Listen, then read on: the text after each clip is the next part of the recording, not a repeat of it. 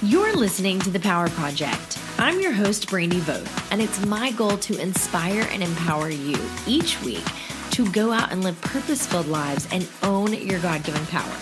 Now, one inspired and empowered listener at home is KK, who sent us a sweet review that says, Brandy Voth, I am listening to your first podcast episode, and I know I was supposed to hop on here tonight.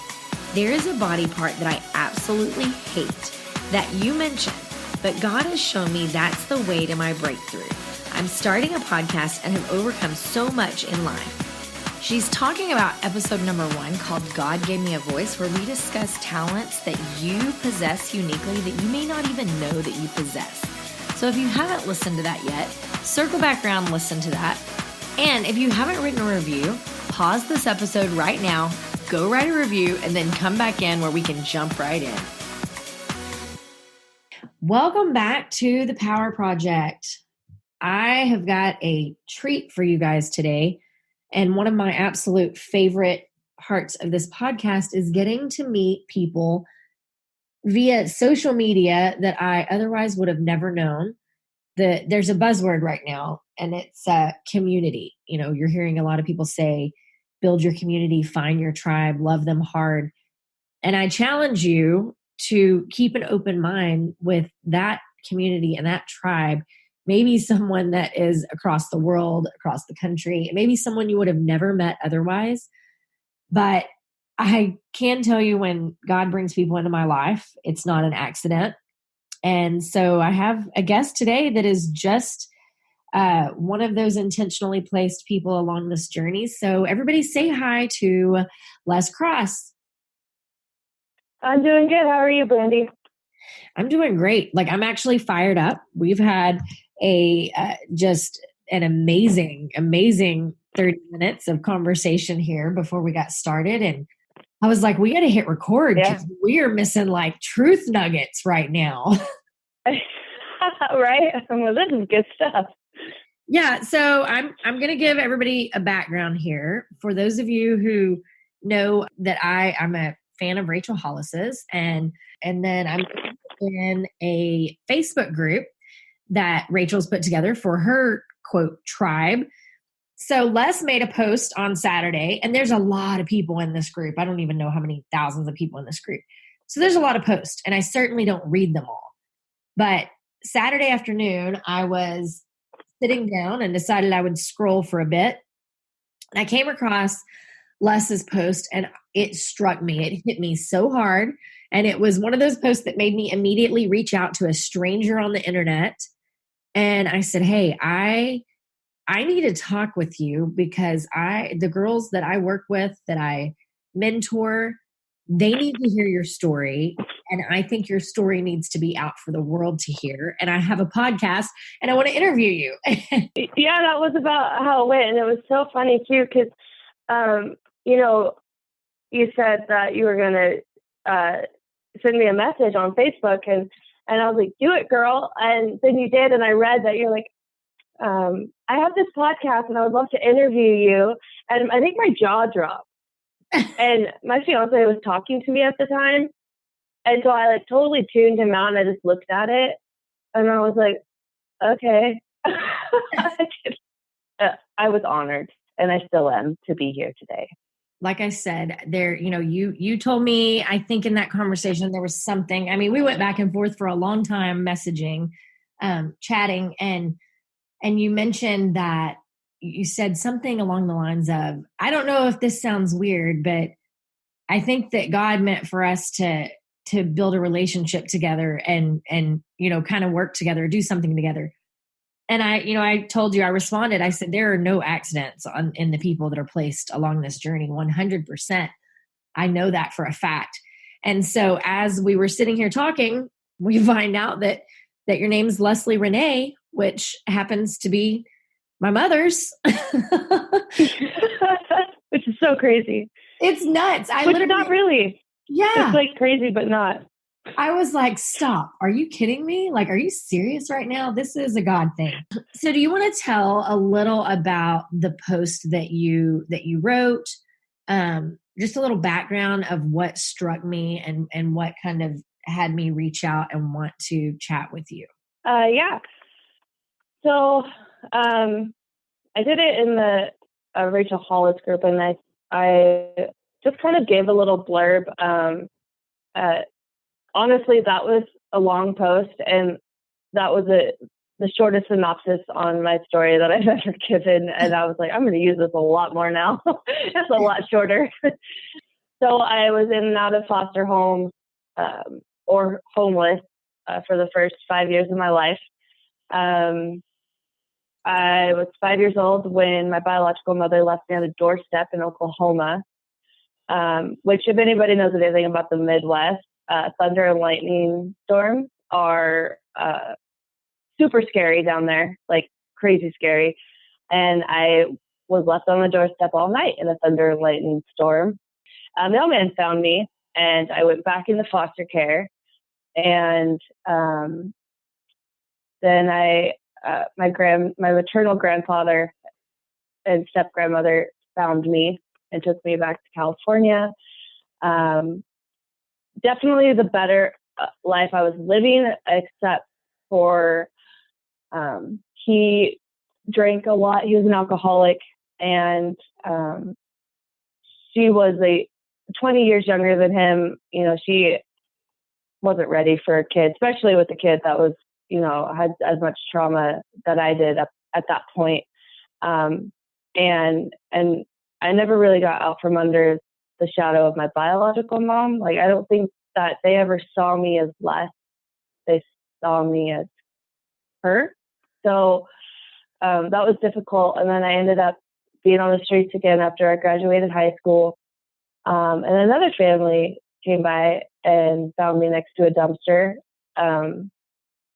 And they actually took me into their home, and they witnessed to me, and I accepted Christ into my life when I was 18 years old on September 9th. So 9/9/2007, which it would be way cooler if it was 999, right? But anyway, and so I got married. I suffered from, okay, I'm going to clarify this past the post, but I had 6 pregnancies in 3 years, but I had 3 live children. I had 3 miscarriages. So you can imagine the hormonal balance. So I had really severe postpartum depression, postpartum psychosis, like straight up psychosis. I'm talking like my reflection in the mirror was talking back to me, kind of a thing. Anyway, I was horrified. I didn't know what was going on, and I had already ditched the family that had taken me in, and I didn't have anybody to support me. And my husband, like everybody says these things like, "You're okay." If I tell you I'm not okay, then don't tell me that I am. Like, it's very invalidating. Anyway, I suffered from postpartum depression and psychosis. I tried to commit suicide 4 times. I lost my husband at the time. Didn't believe that I was suffering from anything. He just thought that I was, honestly, these are his words, looking for a way out of being a mother. Took my kids to a neighboring state without telling me, so I lost them. So I took some recovery, but unfortunately for me, I went back to alcohol and drugs, which is very common with people who suffer from severe mental illnesses, because it's a good way to shut your brain off, stop thinking, well, in their head, it's not a good way. It's an unhealthy way, but it's usually a go-to. And I ended up getting pregnant with my 4th child, and her dad was a drug addict. And that was a very hard, even harder 18 months than the 18 months prior to that. And fast forward, I work with a company called Integrated Interventions. It's a community-based therapeutic residential treatment program. And I'm a mentor. And so we do one-on-one direct care with students and help them, through their daily lives. they've faced various traumas and mental health and etc. And we could touch on that on later. But and I'm going to school, and my biggest dream has been to tell my story, especially in relation to suicide and mental health. Postpartum depression, postpartum psychosis is more my emphasis and my focus, because there's a lot of women out there who suffer in silence. Well, we have like a bar that we set motherhood on. Okay. And if you don't hit that bar, you're not a good enough mom. And so there's all these women who are like, I'm not going to talk about my suffering. I'm not going to do this because, I don't look like Susie on Facebook over here, who, is like the pioneer woman all on her own. And so it's hard for us to talk about it to begin with. But I gave my speech on neuroplasticity in class, and this is where the post came to. And my comm teacher sent me an email and said that he was like, that was an amazing speech. Whereas I'm like, did you not see me almost pass out like 4 different times? And he said that he would love to get me in touch with TEDx organizers. And a year ago, when TEDx was put on here in Coeur d'Alene, Idaho, I said I'm going to be a TEDx speaker. That's where my focus went. I didn't know where I was going to start, and I saw that there was a TEDx event, and I looked up all the TED Talks, and I was like, oh, that's what I'm going to start with. And now I'm working with him very closely via email, working on my future TEDx speech, which, as I said, is going to mainly focus on suicide. And it's just such a perfectly orchestrated journey that I know, like in the midst of it all, you can't imagine why you're walking it, but there's a purpose, there's a reason. For those of us and those listening at home that aren't quite clear what neuroplasticity is, can you give a little explanation of that?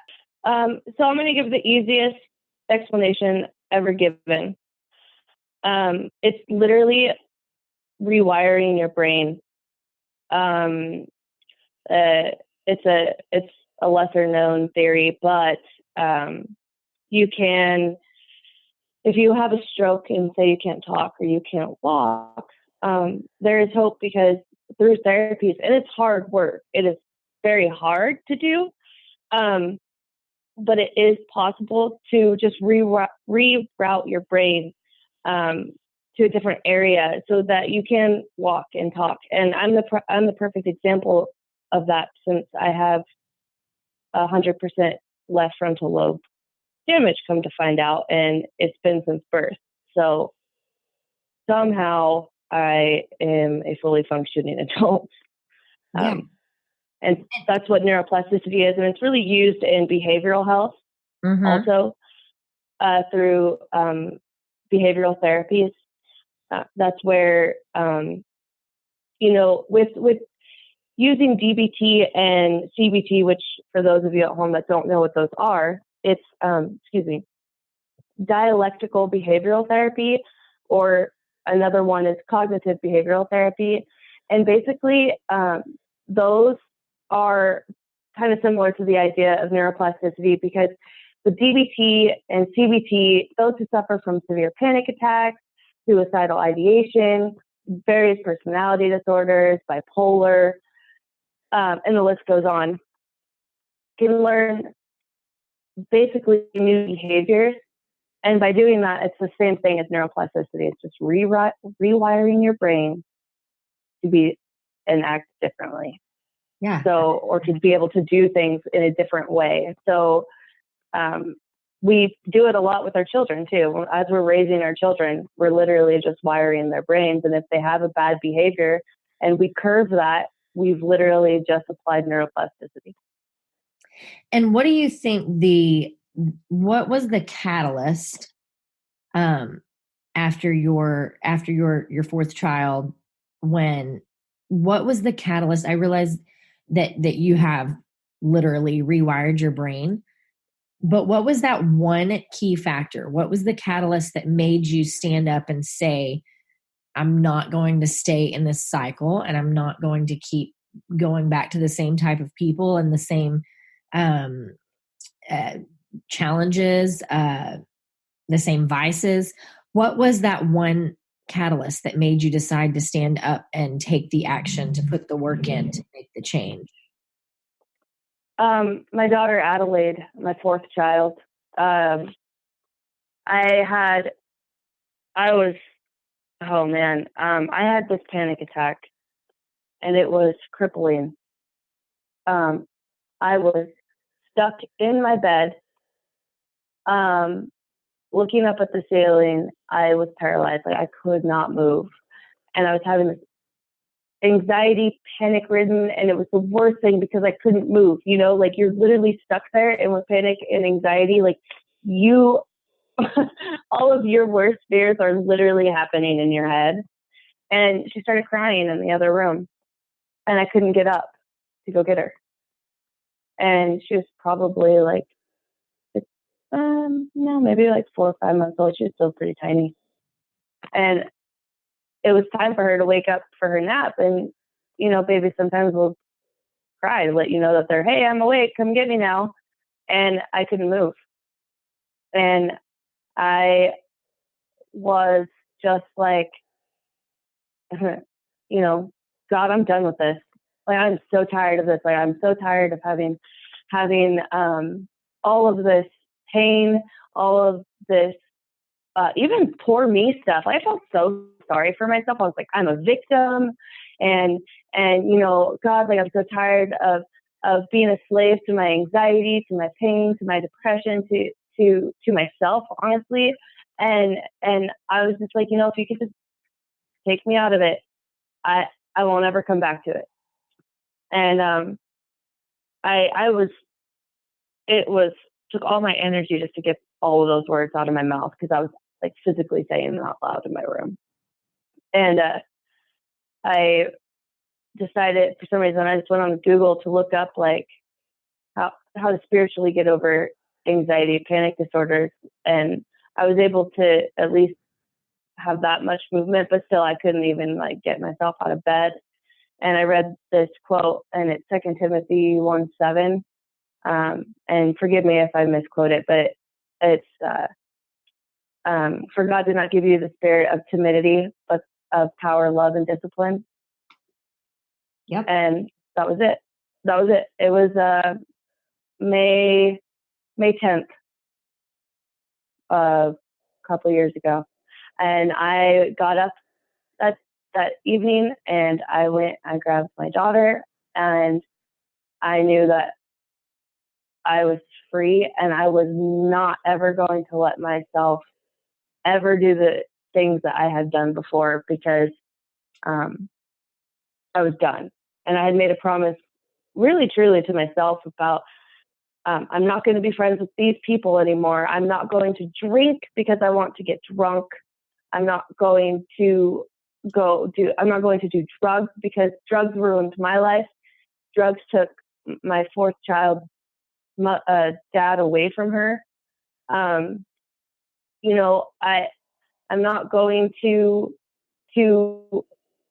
do, I was a pretty rough kid, you know, like, I'm tired of lying all the time. I'm tired of it. I just had this huge list of all of these things that I was just tired of. And I had spent 26 years in that mindset and in that kind of frame of mind. I just was like, no, I'm done. I'm so done. And my daughter needed me. And that was, I guess, I honestly say that's the biggest, like, purpose there. Like, why, how, like, I don't even know how I got pregnant, to be honest. Like, I'm obviously, I do know how that happened, but like, I'm talking about, like, I was on birth control and all of this stuff, and she still managed to, like, come through. And I was like, okay, well, you know, she's the one that broke mommy, you know, in a good way. And so this was really the second time that you just handed it all to God when you're your breaking point. And I want to point something out because we talked about this in the pre-interview when we were chatting. Give us a little more detail about what it looked like. Your family that took you in at 18, that adopted you. Just give us a little more idea of what that process looked like, where you were when they found you, and what happened after that. So there's a little gas station here in Idaho, Coeur d'Alene, and so what happened was the night before I had been jumped by a few girls, and I already was super sick. I'm 6 foot. At the time I was like 105 pounds. I was very sick. I had worms because of all the trash, like eating out trash cans, all that stuff, which, by the way, don't do that. And two, I had pneumonia in both my lungs. And it's interesting because I was living this life, and I usually tell people it was sex, drugs, but without the rock and roll. And that was my life. And even at that point, 2 weeks prior to even being found and being jumped and all of that stuff, like, I was like, I'm done. I stopped with the drinking. I stopped with the sex. I stopped with the drugs. And I was like, because I don't want to do this. And that's kind of what happens. And I think I learned really, truly the hard way, obviously, because I'm almost 30. And now I'm starting to notice a pattern in my behavior. But anyway, so I went to the gas station and I said, I want to go home. And I asked if I could use the lady's phone. And she said, who do you want to call? And all I said was, I just want to go home. I just want to call home. And honestly, I didn't know who I was going to call if she handed me the phone. Anyway, she didn't want to hand me the phone because I was disgusting. And she's just like, no. And honestly, I probably hadn't showered in weeks, and I was wearing the same clothes for probably a few months. I was not, in any way, in any good shape. And my mom, which I call her, she really is my mama. But she went to the gas station and she asked the clerk, what's that girl's story out there? And I had a Rottweiler with me. I left that part out in our pre-interview, but I had a Rottweiler with me, and he was supposed to protect me, which he didn't. So I don't know why people are so scared of him. He is such a pansy. But anyway, she asked what my story was, and the cashier was like all nasty about it, and was like, I don't know, but she just wanted to go home, apparently. And it really puts it in perspective. Like I probably looked super homeless.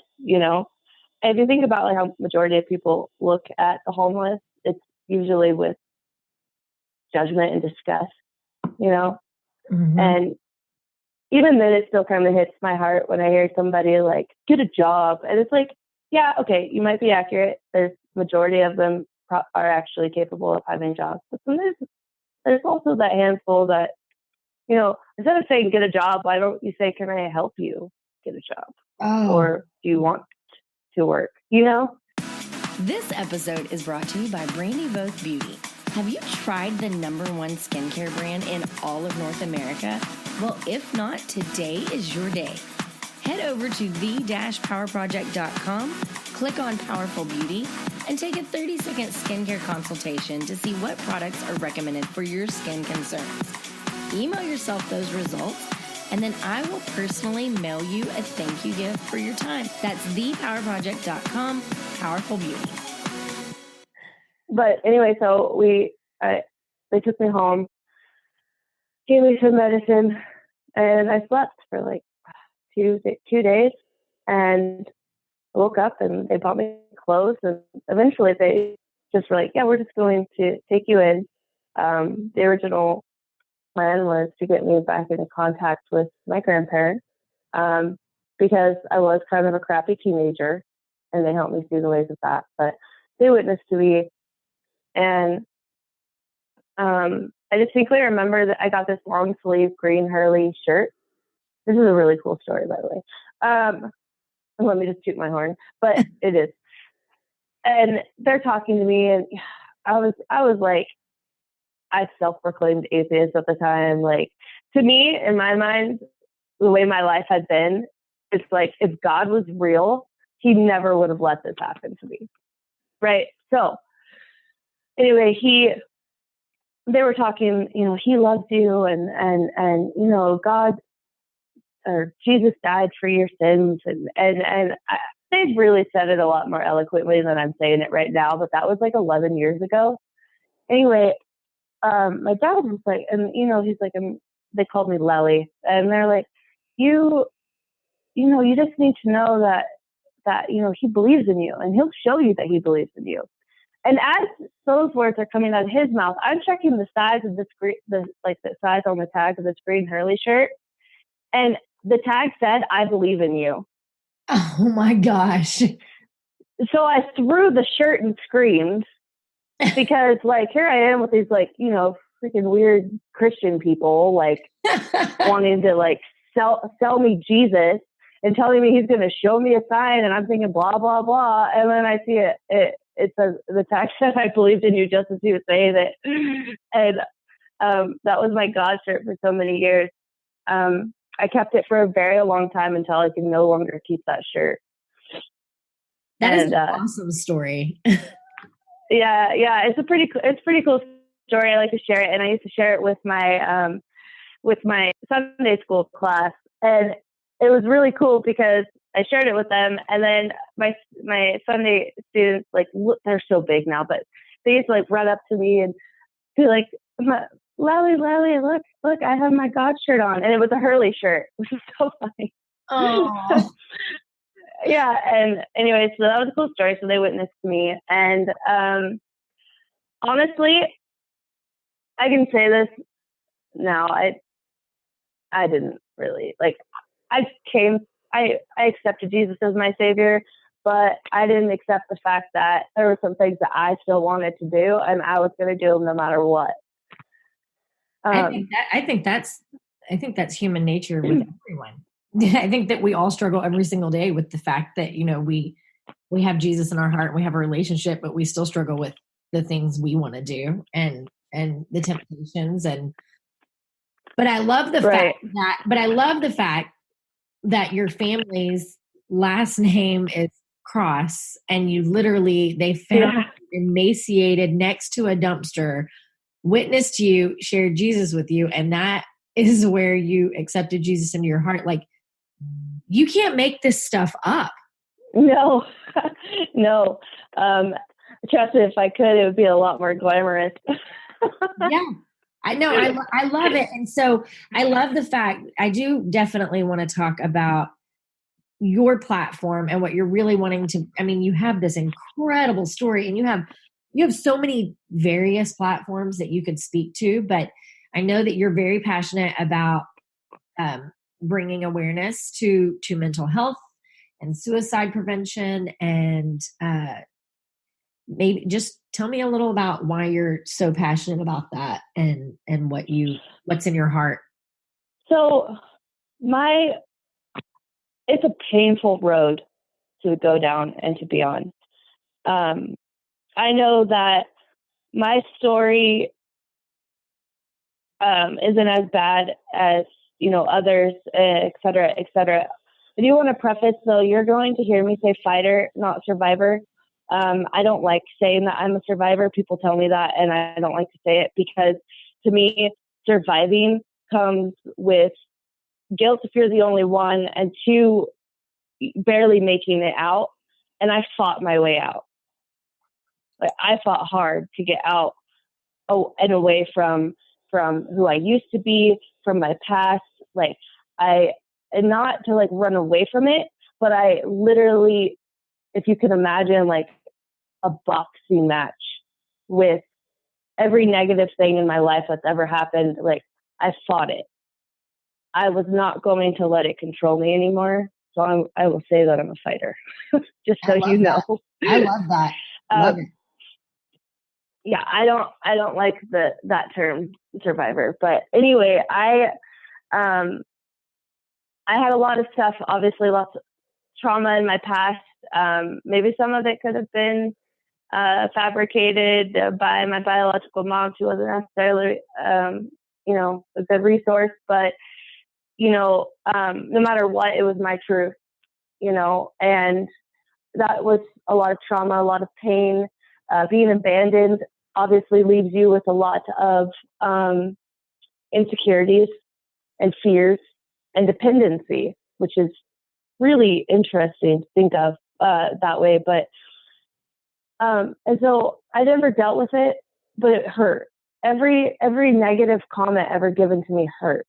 And then all I felt like I always wanted was to be loved, right? So then I have children, and I have a hormonal chemical imbalance, and I get postpartum depression. That was pain that magnified my already existing pain by like a million times. And then I had to take my own life, and 4 times, because I was so afraid that I was going to hurt my kids. And in my mind, I thought, this is so messed up, but I thought in my head, they can replace me. I can't replace them. And I didn't want to hurt them. I did. Well, I had the thoughts, but I didn't. My pain was, I was saving them because they could get another mom. Wow. That would have been easy. Wow. And that was the logical thought, the last logical thought I had before a coworker of my ex-husband, who was living with us at the time, he came home and found me on the floor, and there was blood everywhere. And so that was the last thing I remember thinking before I woke up and I was sent to the hospital was, they can replace me. I can't replace them. Wow. So to have that kind of pain, like to have that kind of past, to have that kind of pain, I've lost way too many friends, family members, acquaintances to suicide. Way too many. It hurts me to know that there's so many people out there hurting. And like, there's a lot of people that talk about suicide, and there's a lot of people who talk about mental health, but there's somebody sitting at home right now that reflection in the mirror is literally talking to them. Like their own reflection is talking to them, and they're like, this is not normal. Like, this is way beyond, postpartum depression or whatever it is that they're going through. And so my whole thing is, I want to be so real. And I've had multiple people tell me, like, be careful sharing your story. Like, you don't want to give too much details because you don't want to, like, you should be careful about what people are going to say and what people are going to think of you. And I'm over here, like, if I don't share the gruesome details, if I keep that hidden, then this is just going to continue. And I know that if I share my story, that it's going to make an impact on somebody. And my English teacher told me a long time ago, when I was telling him that he was a crappy teacher and he wasn't trying to change the world like he thought he was. And he said, if I can only reach one person, Leslie, I've changed the entire world. And that was Mr. Rogers at Timberlake High School. If this ever gets to him, thank you for saying that to me. So my goal, honestly, is to reach one person. That's all I want. I want to stop one person from feeling alone, feeling abandoned, feeling hurt, feeling pain, feeling hopeless, worthless, just through hearing what I have to say, my story and my beliefs. You know that when I started this podcast and every episode after that, my goal is, if we can just reach one person, then all the work is worth it. You cannot be more right. So what does it look like now? What are you feeling now? I know you're in a new place where you just really like put your story out there and you're stepping into it and you're owning it, but what's the TED Talk's the next goal, right? Right. That is my next goal.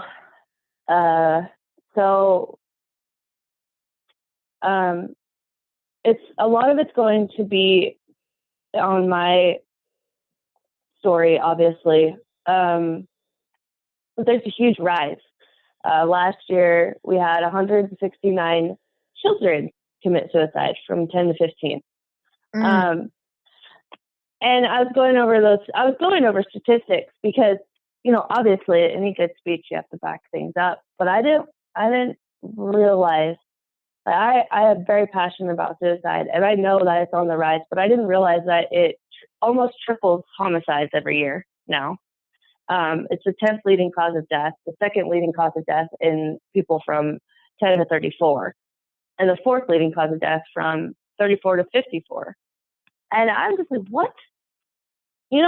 How is that even possible? You know what I mean?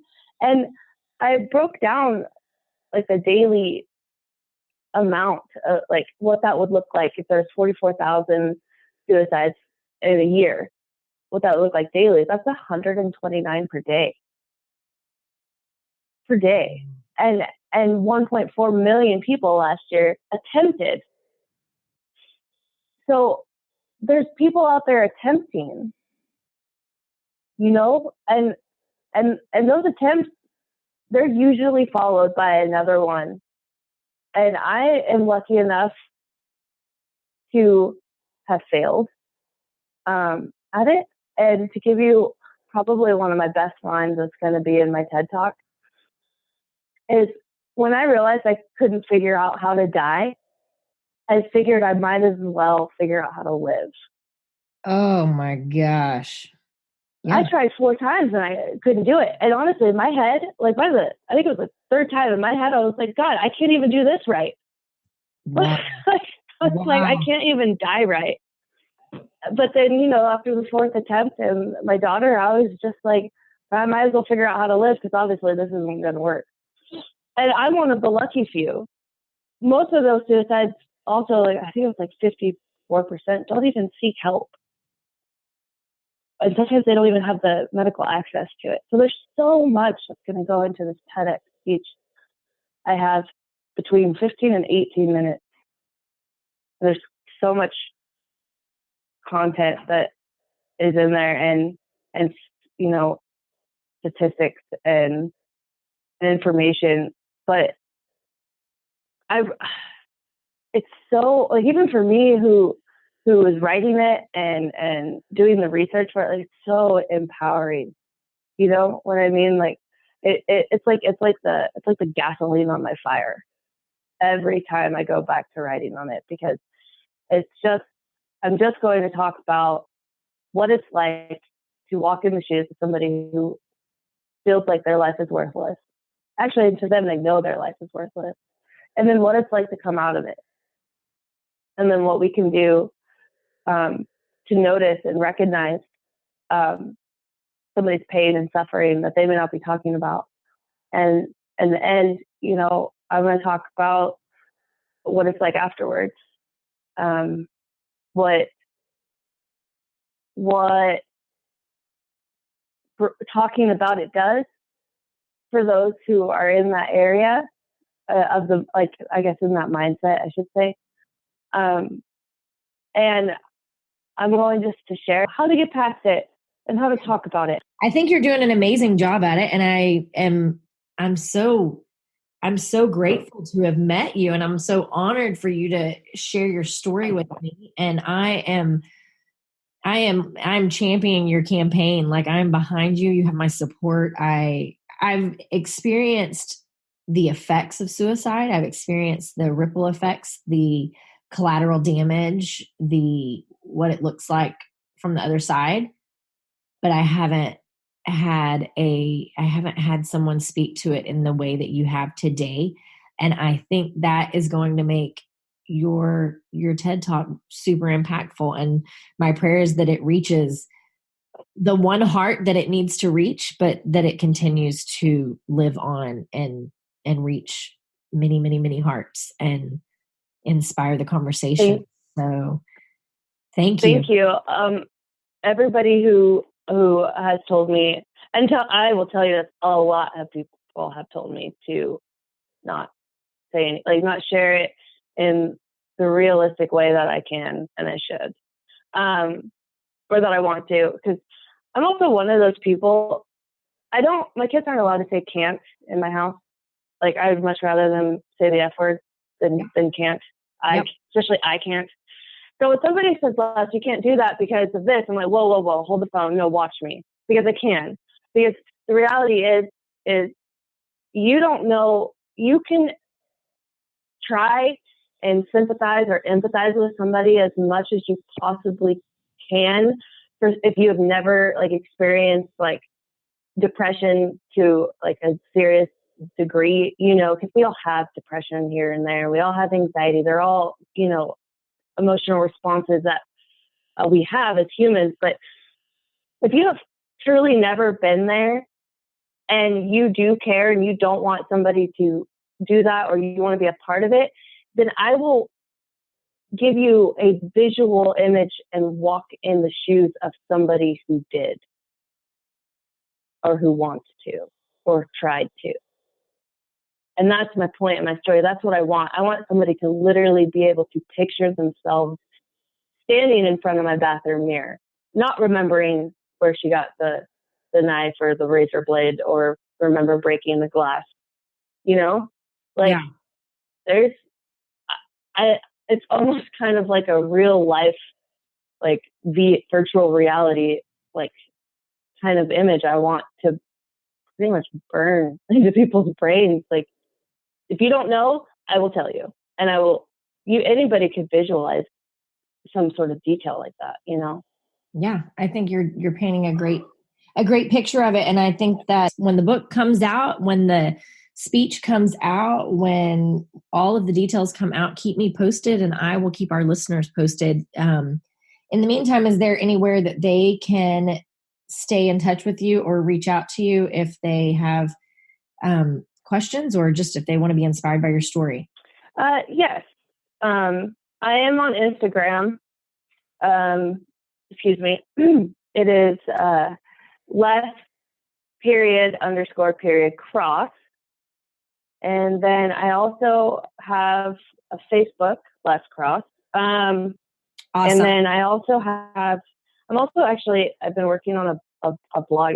I'm still working on, I think I just published my first one, and it's called Be More with Less. And that's going to be literally like every step from childhood to present time. So it's going to take me a long time to write a blog about where I am presently, because of all the substance that I'm putting in and details that I'm putting into my past. Absolutely. I'll put that in the notes and put it where they can find you. And thank you so much for taking time out of your day and hopping on with me. It was an absolute pleasure. I'm really grateful for the opportunity.